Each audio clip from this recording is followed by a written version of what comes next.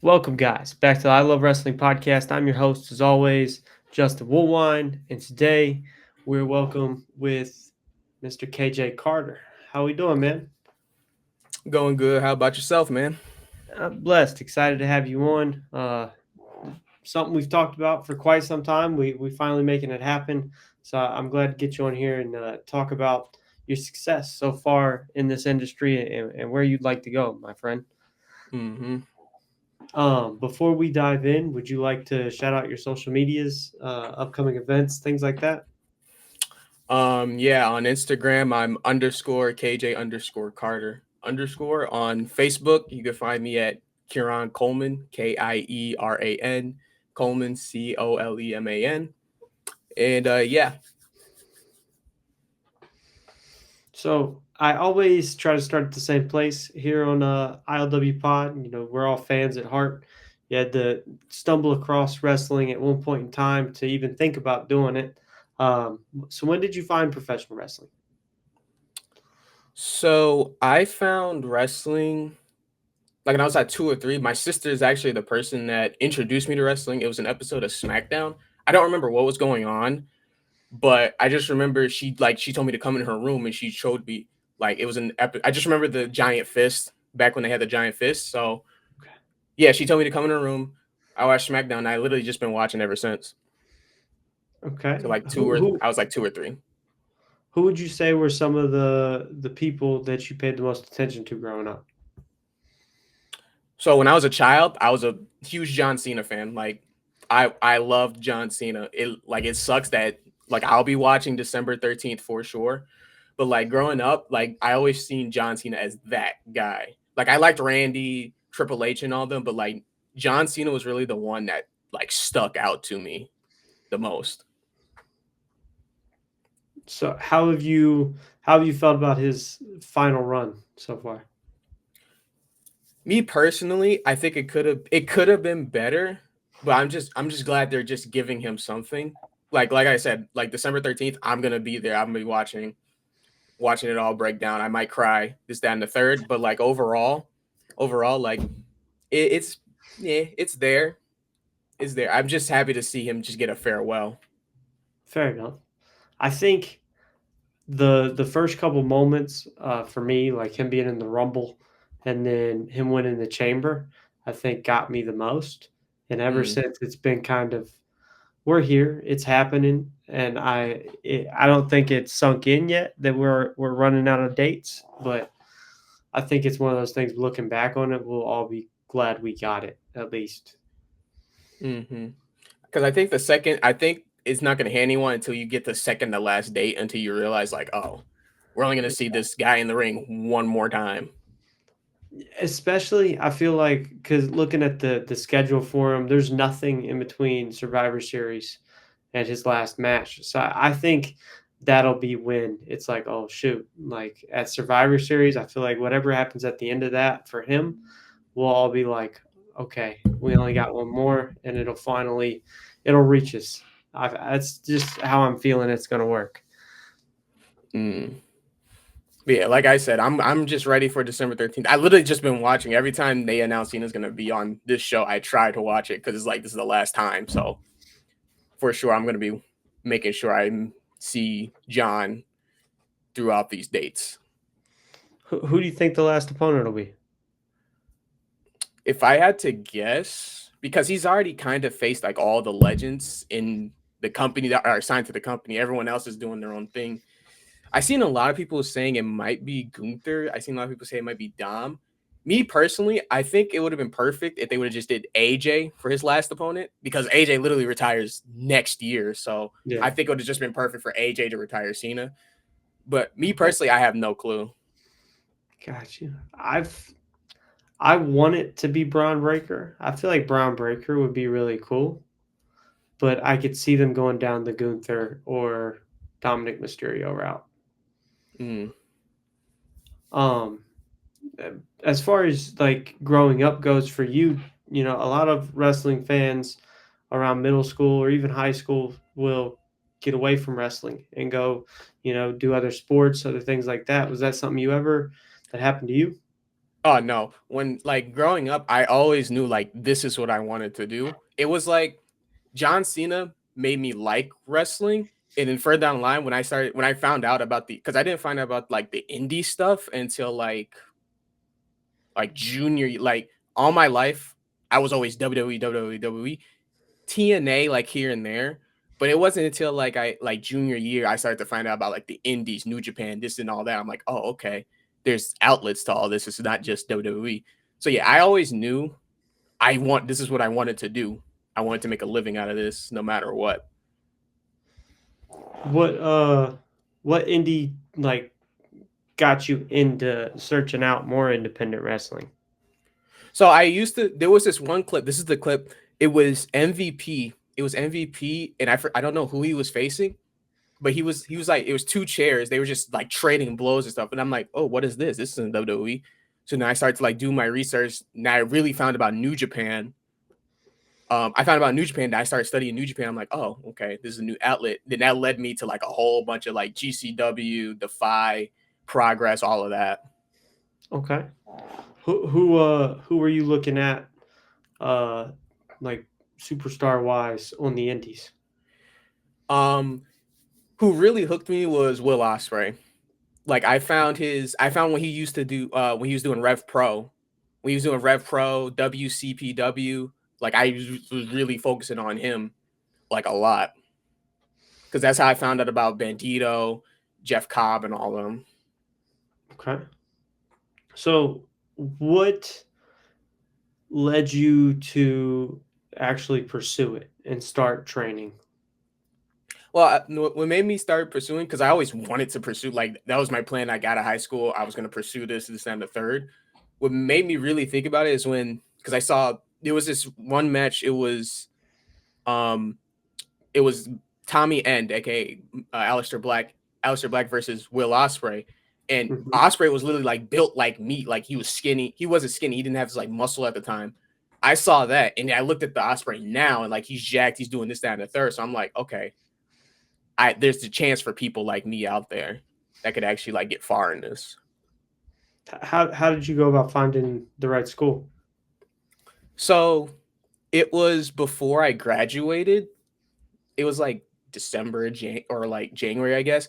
Cause like my plan was to like instantly when I got out of high school, I was gonna train. So I was looking at schools as at third. At first, I was gonna go to freelance. I was gonna go to freelance at first, and then I was looking at CSW. So I was trying to pick between that, and then COVID hit. So then I like no one was going outside and stand third. So a year later, I'm pretty sure, maybe like a year or two later, that's how I was like, okay, world's opening back up, time to pick a school. I was looking at freelance. I was looking at CSW. Freelance was a little bit pricey, so I stuck with CSW. I called up. I called Boz, and he was telling me this, that, and the third, and he was more affordable, so I went to CSW. Okay. What was that like initial meeting with Boz like the first time you walked into training? So the first day I actually ever been to the school, I that was the first day I trained. So like that's when I was like, because I was ready. I was working like 5 days a week just to make like because I wanted to pay that like whole thing in full. But when I got there, boss was just like, yeah, I just pay it monthly, and I was like, okay, that's fine. I have the money for it. So because when I first walked in there, I boss was cool. He was nice, the usual brother thing. That's the first day I also met Doug as well. Um, then I signed my life away, and then I went to the back. That's where I met Haven Harris, Sky on the first day, Miller, Doom, and all of them. Yeah, at first it was nerve wracking because it was like oh my god, like I'm actually near a dodo ring for the first time in my life because I never been next to a ring. I never been able to go to events because I didn't have the money for it. It was too far away. So like just walking back there for the first time and just seeing the ring, seeing the people that actually do this, it was like very like nerve wracking. Like, oh my god, I don't want to be an embarrassment. I want to actually like prove to them like I belong. How long did you participate in training before you got to start working dates? So I believe I was 8 months to a year in before Boz texted me one day at work when he was like, back when Fusion was a thing. I believe I was like 8 to 9 to a year in, and Boz was like, "Hey, I got something for you. We want you in this gauntlet. This, that, and the third." And I was like, at the time, I was so excited, but at the same time, I was like, "Oh, I don't have gear. What do I do?"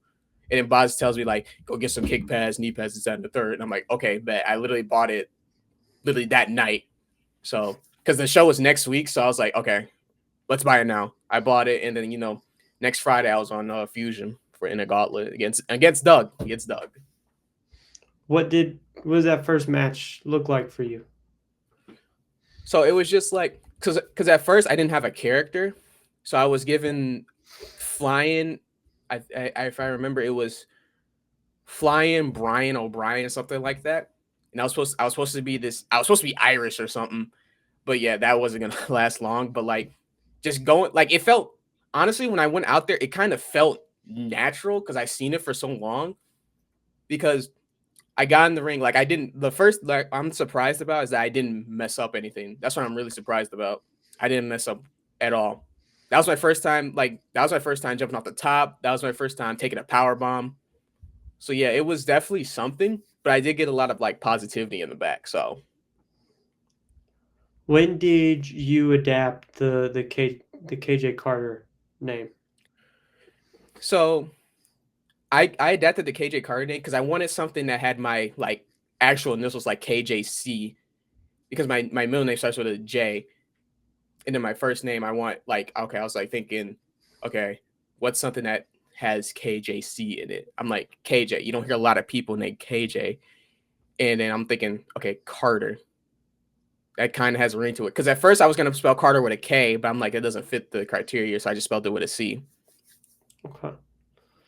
And were you just working dates with CSW when you like first started, or was you expanding out to other indies in the area?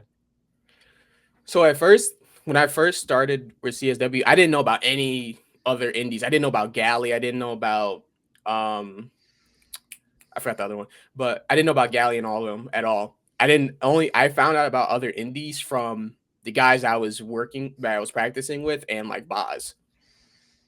Okay. How long did it take you before you started expanding out? So it didn't take long. I think after I was doing like a couple fusion shows, it was like 2 months of fusion shows, and then I asked Boz like, okay, Boz, is there anyone else you could reach me out to? Then he introduced me to Terry Allen, which I started doing Southland. I started doing Southland like in like a 3 months. So at the Okay. time it was like a thing of CSW, Southland, and Fusion. And then like at one point I started doing Northland as well. Gotcha. Whose idea was it to form Machine 17? So the idea came from why well, the thing is I walked up to Nate and I'm like, hey, I think we could be a good tag team. I'm like, okay, cool. Then we brought Kayla in. And I think we were throwing out names at first. And then Nate threw in like Machine 17. And I think it just like all ring like, okay, this is something we can all get behind. Let's become Machine 17 and do what we do. Yeah. What is there a meaning behind the name? There is. There is, but I'm not the best person to explain it. It's really Lizard Man Nate. He can explain it the best, but like every time he explains it, I just get it goes blank. So it's like Okay. I wish I could explain it, but I can't. Got you. Got you. What's it been like for you guys to climb the ranks inside of not only CSW but other promotions together? So I think I think bookers look at us like they were a good tag team, but we're just missing that oomph. We're missing something that can strive us to the top. Cause I like tagging with Nate. I like tagging with Nate. I like when we had trios. But when it comes to me and Nate, I think the combination because at first it did look rocky at first because we were I guess I was like, new to the tag team scene, so it was like it was hard to like figure out how to implement each other's like styles into it. But then it's the more we tag team, the more it was like, oh, okay, this looked hard at first, but now it's like easy. I could we send each other like stuff that we can do all the time, and like we put our own fun to it, so he doesn't like straight copy it. And then like it flows really good. Some stuff doesn't work out, but most stuff actually does. And I think that's what makes us a good tag team is that when we put our minds together and stuff starts to flow actually, it could bring us to that next level. What do you think sparked the chemistry between you guys? Um because I think it's because the different styles we have and putting that together. Because I like because the way I like to wrestle is like I'm more strikes and like a little bit of high flying, and Nate's more technical with high flying. So I think that high flying and then having two opposites, I think trying to work that in together, that's what really brought us to like make our craft or mold. Okay. So like in CSW especially, it like I've noticed that the progress there kind of looks like, I mean, you start on the pre-shows, you work your way through those, and then you slowly work your way into your positioning into the card. Hmm. What does that look like for you from the start to where you are now? Like, what's that journey been like? So the way it looks like is that because I started in the pre-show and then I'm a tag team with Nate. I feel like we definitely earned our stripes because we were just doing pre-shows. We were proving ourselves on the pre-show. We were getting feedback from backstage down to third. We took that and implemented it on what we do now. And I think as the information we take from the back, we always talk to each other and try to implement like what can we do to make this more to make this work, to make that work type of deal. So I think the way we're coming on the main roster is very organic.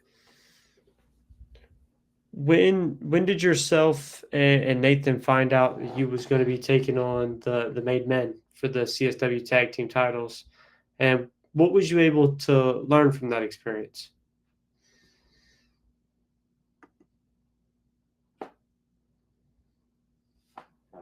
Did I lose you, KJ?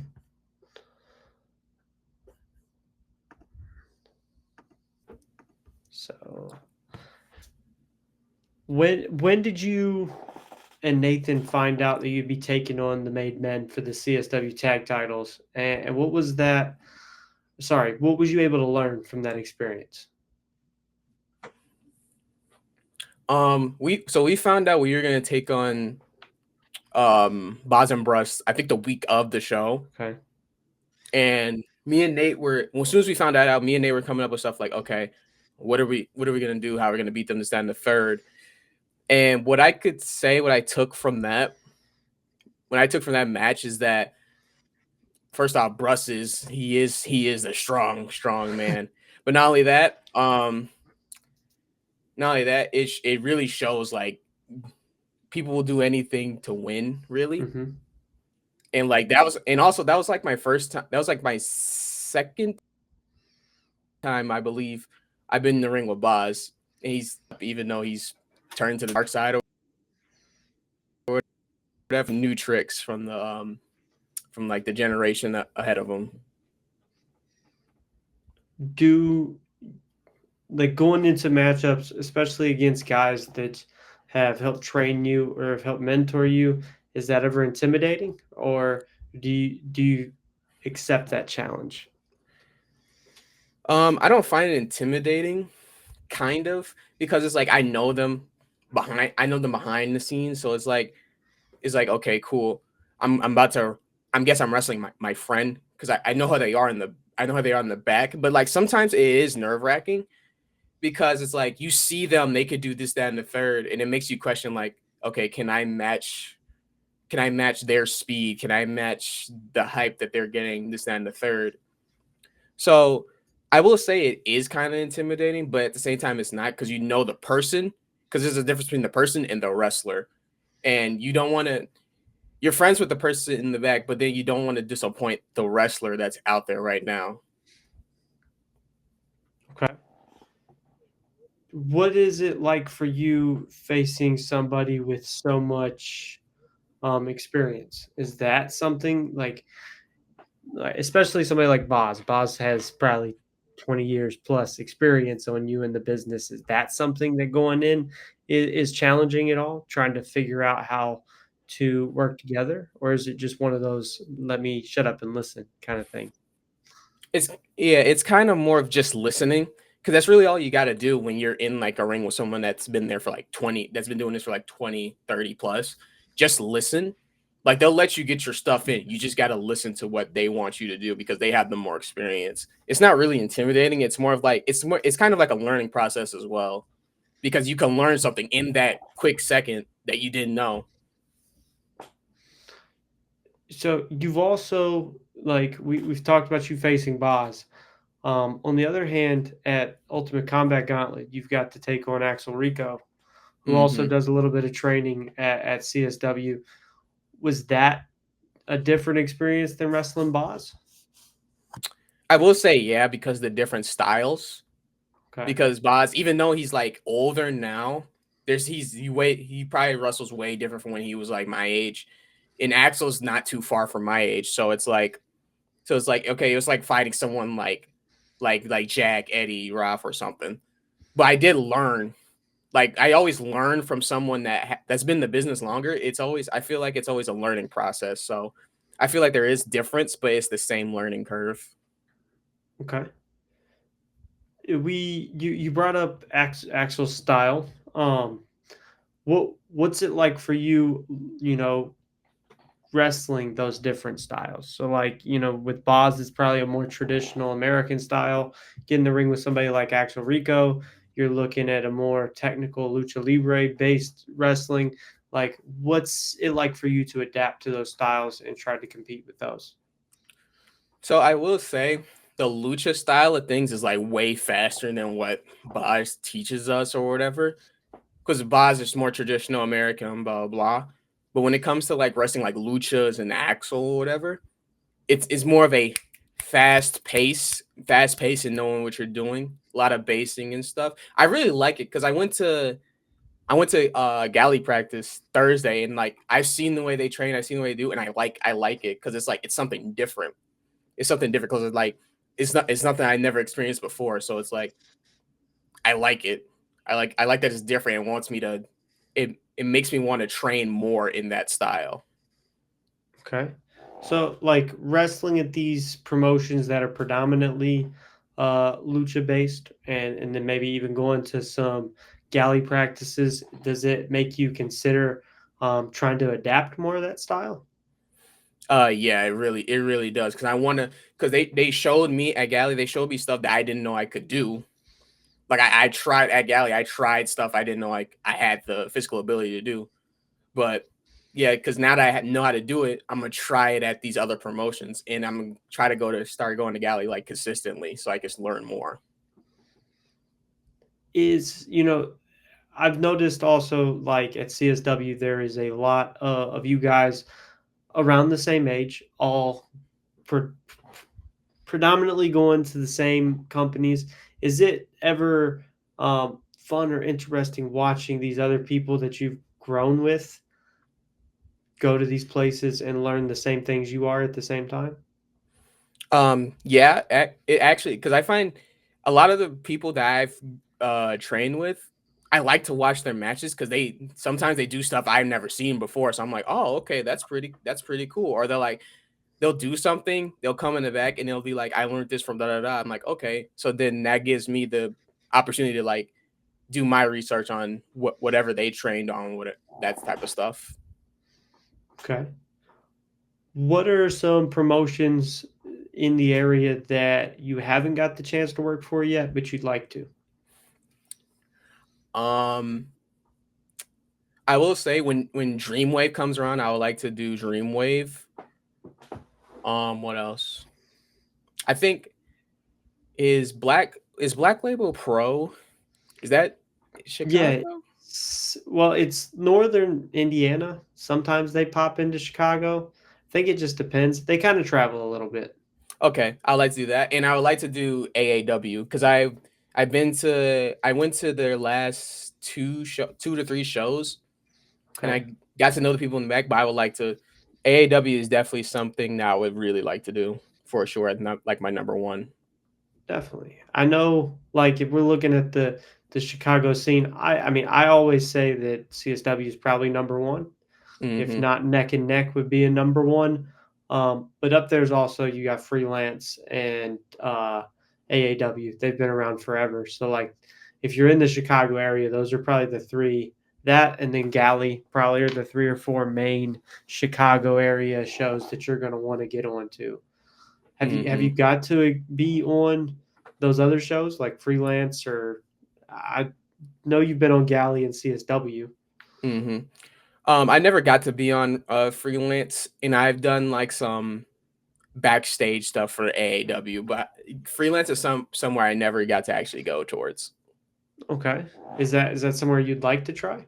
I would love to wrestle for freelance, no problem. I would do it. I I've like just watching their shows, and then being able to watch some of your matches. It seems like a style of wrestling that you'd be able to adapt to very well. Yeah. I will say I've watched some freelance show. I've watched some freelance matches and stuff. So I think there's some people I definitely think I want to like put on a banger with, like Like who? like Trent Wrigley. I would like to put on a Okay, banger with Trent Wrigley. I like his gimmick, so it's like I think we can cook up something sweet. got you. Um, we've talked a lot about CSW. What's been your favorite moment there? Um, I think my favorite moment, does that have to be mine or like it could be someone else's? It could be Because it's somebody like there's else's. this kind of like two. I think first off, I think my favorite moment was when we got to fight when me and Nate got to fight Jack and Eddie. Okay, Because at first, because the way it was looking at first, I thought there was something in the back of my mind, like, okay, there's no way they're about to make us face Jack and Eddie. Then they announce, okay, us versus Jack and Eddie. So I'm like, okay, let's put on this banger. We put on the banger. And that's a match I'm really proud about. Like very much so. okay. What's the other moment? I think the other moment, hmm, I think the other moment would have to be me and Nate like finally like being a tag team on the main roster, getting that chance to show off Okay, like what we can actually do. got you. Um, I'm gonna we're gonna take a little segue for a second. There's a segment that we like to do on ILW Pod. My little brother, he's a fixture on the live streams we do on Mondays and Wednesdays, and he's always we call him Nasty Nate, but Nasty's always doing these starting five things where it's kind of like a Mount Rushmore question, but he'll ask like, "What's a starting five for a drink or chips?" Just kind of like listing your top five favorite chips or drinks or whatever. So I put my own spin on it and put it this way: if you were a coach and you had to pick five players to start on your team, whether it's a basketball team, a football team, a war games, who Hmm. would these five boys or girls be? Does that have to be current or like it could be like Anybody, legends? Okay. anybody. So if I had to pick, so this is basically like my top five that I like right now, I guess, Yeah, right? top five. Yeah. So my top five right now currently would be number one would be Will Ospreay. Number two would be Speedball Mike Bailey because I did a seminar with him and I learned a lot from it. So yeah, I would definitely want Mike Bailey. I think number three probably Boz because that's the guy that taught me that got me into this. Number four, um, number four would be probably Kinosuke Takeshita. Okay. Yeah, and then like five, right? Yep. Um, five probably John Cena, the guy that got me into liking wrestling in the first place. Okay. Just for fun, who's taking the pinfall if they gotta lose? Um, ooh, that's hard. You can't say boss. Yeah, so I was about to say I can't say boss. If I had to pick, uh, that's so hard. Probably, I'm probably Mike Bailey. Like it's so Okay. hard to pick. Probably Mike Bailey. You had a strong group there, so yeah, it probably have to be Mike Bailey, Yeah, unless you wanted to do extra sprints or something at training. Then it yeah, might be Boz, or but get chopped I or don't whatever. I don't see Boz taking the pinfall. Yeah. Um, one more question, then I'm gonna let you go, man. What? Sorry, who would you like to go up against in both singles and tag competition going into 2026? Like, who is on the list, or I guess a better way to put it, what would you like to achieve in singles and tag? Oh, okay. So something I would like to achieve in 2026 is, of course, me and Nate eventually winning like tag championships. Doesn't matter what company, just winning tag championships. I guess for singles, it'll also be me winning a tag or winning a singles championship as well. Okay, Um, but I think I'm trying to think like who is someone on the because everyone I want to face is already kind of like signed, but okay, I would like to have like a one on one with like people that I trained with. okay. Anybody in particular? I would like to have a one on one with because I've had one on ones with Nate already, so it's like that's already checked mark done. I would like to have a singles match with Rafael Okay, Quintero. I would Jack Eddie. I would love to wrestle them. Frankie. Those are the people I really want to like because I feel like we can definitely put on a banger no matter where we go. definitely. KJ, I just want to say first and foremost, thank you for coming on here. I had a great Hmm. time. Um, as you grow, I'll be paying attention, and if you ever want to come back on for a part two, I'd love to have you. Okay, sounds good. Sounds good to me. With that said, I'll leave this at see you next time. All right. See you guys later.